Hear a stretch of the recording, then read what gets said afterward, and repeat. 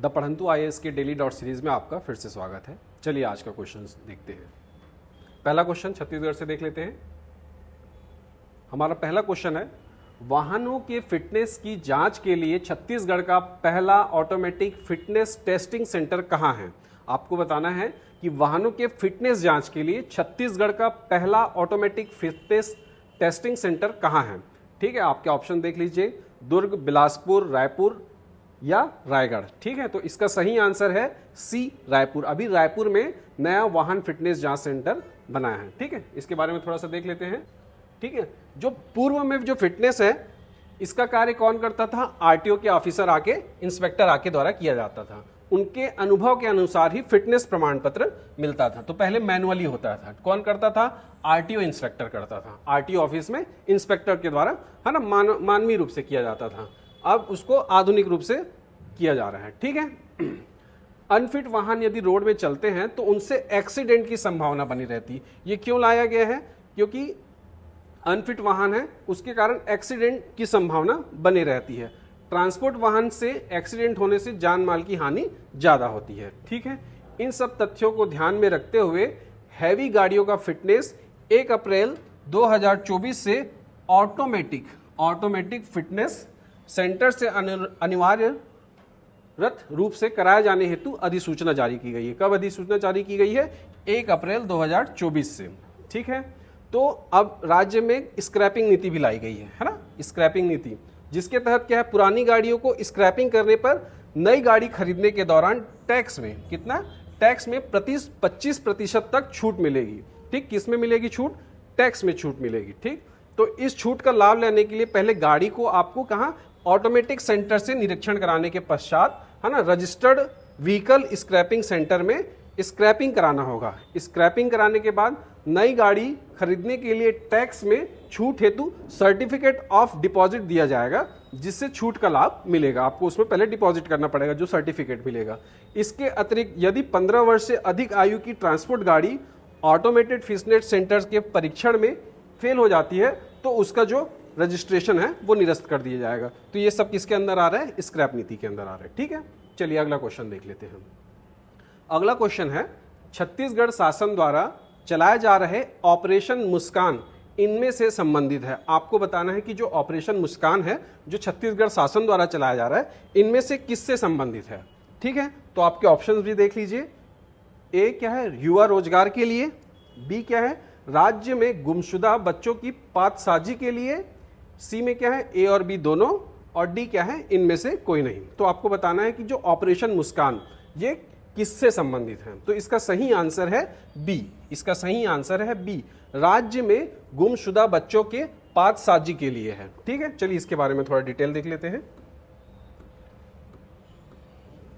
ठीक है, मुख्यमंत्री श्री भूपेश बघेल ने के निर्देश पर राज्य में गुमशुदा बच्चों की पातसाजी के लिए ऑपरेशन मुस्कान चलाया जा रहा है। ठीक है, निर्देशों का पालन करते हुए पुलिस महानिदेशक कौन है, सीआईडी के महानिदेशक कौन है, श्री एस.सी. द्विवेदी के पर्यवेक्षण में गुमशुदा बच्चों की पातसाजी हेतु प्रदेश व्यापी अभियान ऑपरेशन मुस्कान कब से कब चलाया गया, 1 जून से 30 जून तक चलाया गया, जिसमें राज्य पुलिस को बेहतर सफलता मिली है। ठीक है, तो यह अभियान कौन कौन से राज्य में चलाया गया, देखिए साथ में उत्तर प्रदेश, मध्य प्रदेश, तेलंगाना, जम्मू कश्मीर, महाराष्ट्र, पंजाब, राजस्थान, हरियाणा, दिल्ली एवं कर्नाटक जैसे बड़े राज्यों में चलाया गया है। इस दौरान जिलों में गठित पुलिस टीम द्वारा हर संभावित स्थान पर जाकर गुमशुदा बच्चों की बरामद किया गया है, गुमशुदा बच्चों को बरामद किया गया है। ठीक है, कितने बालक हैं, 72 बालक और 487 बालिकाएं, टोटल कितने हुए, 559 गुमशुदा बच्चों को बरामद किया गया। मतलब बहुत बड़ा ऑपरेशन है ये, बहुत सफल ऑपरेशन रहा है ऑपरेशन मुस्कान। टोटल 559 गुमशुदा बच्चों को, है ना, बरामद किया गया है, जिसमें सर्वाधिक कौन से जिले से था, जांजगीर चांपा जिले से 76, रायपुर से 56, बिलासपुर से 52 और सक्ती से 52 गुमशुदा बच्चों को एवं शेष अन्य जिलों द्वारा बरामद किया गया है। ठीक है, ऑपरेशन मुस्कान के माध्यम से बरामद किए गए बालक बालिकाओं को पुलिस द्वारा विधिवत उनके परिजनों के सुपुर्द कर गुमशुदा बच्चों एवं पालकों के चेहरे पर मुस्कान लौटाने में सफलता प्राप्त की, इसीलिए इसको ऑपरेशन मुस्कान बोला गया। अगला क्वेश्चन देख लेते हैं। छत्तीसगढ़ राज्य में फिलहाल कितने प्राकृतिक पेंट की इकाइयों के निर्माण की स्वीकृति दी गई है? ठीक है, आपको बताना है छत्तीसगढ़ राज्य में फिलहाल कितने प्राकृतिक पेंट की इकाइयों के निर्माण की स्वीकृति दी गई है। ठीक है, तो इसका ऑप्शन देख लीजिए, 64, 67, 76 और 77, A, B, C, D। तो आपको बताना है कि छत्तीसगढ़ राज्य में कितने प्राकृतिक पेंट इकाइयों के निर्माण की स्वीकृति दी गई है। तो इसका सही आंसर है A, 64। ठीक है, इसका सही आंसर है A, 64। चलिए इसके बारे में थोड़ा सा देख लेते हैं। राज्य में फिलहाल, ठीक है, 64 प्राकृतिक पेंट की इकाइयों के निर्माण की स्वीकृति दी गई है, जिनमें से कितने 51 यूनिट क्या हो गए हैं, स्थापित हो चुके हैं, जबकि 47 इकाइयों में, है ना, 47 इकाइयों में उत्पादन भी शुरू हो गया है। प्राकृतिक पेंट गोबर से बन रहा है, ठीक है, उसका उत्पादन भी 47 में इसका उत्पादन भी शुरू हो गया है। और निर्माणाधीन जो 13 पेंट यूनिट की स्थापना का कार्य अंतिम चरण में है और शीघ्र 17 जो यूनिट बचे हैं उनमें उत्पादन शुरू हो जाएगा। ठीक है, तो गोबर से प्राकृतिक पेंट बन रहा है। तो गोबर से अभी तक के कितने लीटर प्राकृतिक पेंट बना लिए गए हैं? 2,66,155 लीटर प्राकृतिक पेंट उत्पादित किया जा सकता है टिल डेट, है ना। जब 2 लाख लीटर प्राकृतिक पेंट के विक्रय से कितने का आय हुआ है? 4,15,00,000 रुपए का आय हुआ है। किनको? गौठाने को, रीपा सेंटर को। ठीक है, तो गोबर से निर्मित प्राकृतिक पेंट से पोताई करने वाला राज्य का पहला कलेक्ट्रेट भवन कौन था? बालोद का था। कहाँ का था? बालोद का था।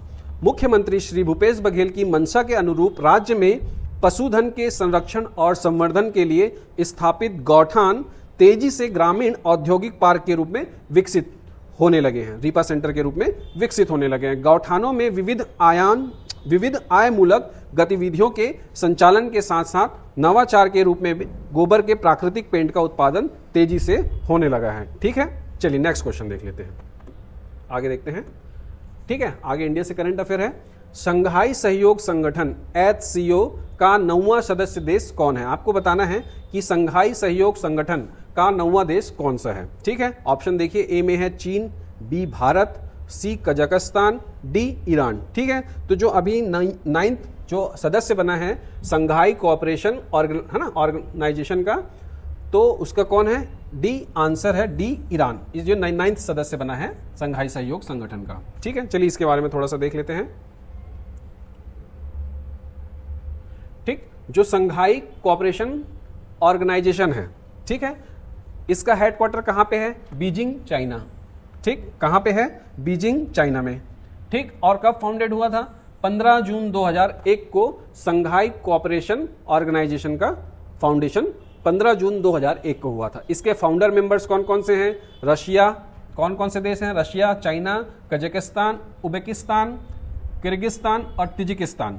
ठीक है, ये इसके फाउंडर देश रहे हैं। ईरान, है ना, SCO परिवार में नए सदस्य के रूप में जुड़ने जा रहा है। ईरान के राष्ट्रपति कौन है? राइसी। ईरान के राष्ट्रपति कौन है? राइसी। SCO का मूल फोकस मध्य एशियाई देशों के हितों और आकांक्षाओं पर केंद्रित है। ठीक है, SCO चार्टर के मूल सिद्धांत विशेष रूप से सदस्य देशों की संप्रभुता और क्षेत्रीय अखंडता का सम्मान करना है। ठीक है, SCO के अगले अध्यक्ष कौन होंगे? कजाकिस्तान के राष्ट्रपति तोकायेव होंगे। अभी वर्तमान में कौन है अध्यक्ष? ठीक है, अभी अध्यक्ष है भारत। ठीक, अभी अध्यक्षता कौन कर रहा है SCO का? भारत, है ना। थोड़ा सा इसके बारे में और देख लेते हैं। SCO शिखर सम्मेलन 2023 वाराणसी में हो रहा है और किसके अंदर हो रहा है? अभी पर्यटन मंत्रालय में, भारत सरकार के अंदर। ठीक है, SCO आज जिस रूप में खड़ा है उसकी स्थापना 2001 में हुई थी और भारत इसमें कब से जुड़ा है? 2017 से। भारत SCO का सदस्य देश कब बना है? 2017 से। ठीक है, और भारत SCO में क्यों शामिल हुआ? ठीक है, उसको देख लेते हैं। SCO भारत को मध्य एशियाई देशों के साथ आर्थिक सहयोग बढ़ाने के लिए एक मंच प्रदान करता है जिसके पास प्राकृतिक संसाधनों का विशाल भंडार है। भारत अपनी आर्थिक साझेदारी में विविधता लाने के लिए SCO देश के साथ अपने व्यापार और निवेश संबंधों को बढ़ाना चाहता है। मेनली क्या है? व्यापार और निवेश संबंधों को बढ़ाना चाहता है SCO के साथ। जो theme of India SCO presidency क्या है? ठीक है, सिक्योर। अभी इंडिया प्रेसिडेंट है SCO का, तो उसका जो थीम है वो क्या है? सिक्योर। तो secure stand for security, economic development, connectivity, unity, respect for sovereignty and territorial integrity and environmental protection, ये थीम है इंडिया के प्रेसिडेंसी का। ठीक है, तो इसमें पहली बार क्या हुआ है, एससीओ मिलेट फूड फेस्टिवल हुआ है, फिल्म फेस्टिवल हुआ है, एससीओ सूरजकुंड क्राफ्ट मेला हुआ है, थिंक टैंक कॉन्फ्रेंस हुआ है, international conference on shared Buddhist heritage का भी आयोजन किया गया है। ठीक है, आगे देखते हैं। नेक्स्ट क्वेश्चन है, असम से टीम इंडिया में जगह बनाने वाली पहली सीनियर महिला क्रिकेटर कौन है? आपको बताना है कि असम, 7 सिस्टर्स जो हमारे राज्य है भारत में, उसमें असम से पहली बार जो है महिला क्रिकेटर इंडियन टीम का, सीनियर इंडियन टीम का मेंबर बनी है। ठीक है, उसमें जगह मिली है उनको, तो आपको बताना है उनमें से कौन है। तो इसमें ऑप्शन में देखिए, ये सारे जो है ये फीमेल क्रिकेटर ही हैं। ए में स्मृति मंधाना, बी उमा छेत्री, सी मिताली राज और डी शबनीम इस्माइल। ठीक है, तो इनमें से असम से जो है उनके बारे में बताना है। तो इसका सही आंसर होगा बी उमा छेत्री। कौन है? बी उमा छेत्री। ये कहाँ से है? असम से है। ठीक है, असम से महिला क्रिकेटर है जो सीनियर टीम में अपनी जगह बनाई है। चलिए थोड़ा सा ये ऑप्शन जो है उनके बारे में भी देख लेते हैं। ठीक है, तो जो शबनीम इस्माइल है ना, शबनीम इस्माइल ये दक्षिण अफ्रीका की क्रिकेटर है और ये दुनिया की सबसे तेज महिला गेंदबाज है, सबसे तेज महिला, है ना, तेज महिला गेंदबाज है। ठीक है, और जो मिताली राज है ये महिला अंतर्राष्ट्रीय क्रिकेट में सबसे ज्यादा रन बनाने वाली, ठीक है, क्रिकेटर है। उन्होंने क्रिकेट में 10,000 से ज्यादा रन बनाए हैं। ठीक, और स्मृति मंधाना के बारे में देख लेते हैं। आईसीसी महिला क्रिकेट रैंकिंग में पूर्व विश्व नंबर 1 वनडे बल्लेबाज, है ना, भारतीय क्रिकेट टीम में चाहे पुरुष हो या महिला में सबसे कम उम्र की कप्तान है। ठीक है, और जो उमा छेत्री है वो असम से है और इंडिया टीम में जगह बनाने वाली असम से पहली क्रिकेटर बनी है। ठीक है, चलिए आज के लिए इतना ही रखते हैं। आप जितने भी हमारे डेली डॉट्स के पीडीएफ और वीडियो है आप हमारे सोशल मीडिया में देख सकते हैं। टेलीग्राम चैनल ज्वाइन करके आप वहां से डाउनलोड भी कर सकते हैं। इस क्यूआर कोड के थ्रू आप हमारे द पढ़ंतु आईएएस के एप्लीकेशन को आप मोबाइल में डाउनलोड कर सकते हैं। उसके फ्री सेक्शन में जाके आप डेली के current affairs, daily dot series के, है ना, और उसके साथ साथ जो फ्री में आपके कोर्सेज रन हैं वो आप अवेल कर सकते हैं। और हमारी जो ऑफलाइन क्लासेस है सीजीपीएससी के लिए वो सुंदर नगर में आरबीआई बैंक के सामने अभी चल रही है। तो सीजीपीएससी से रिलेटेड या कोई भी अभी आने वाले एग्जाम से रिलेटेड कोई भी क्वेरी रहता है तो आप इन नंबर पे संपर्क करके पूछ सकते हैं या डायरेक्ट विजिट करके ऑफिस में पूछ सकते हैं। आज के लिए इतना ही रखते हैं। Thank you.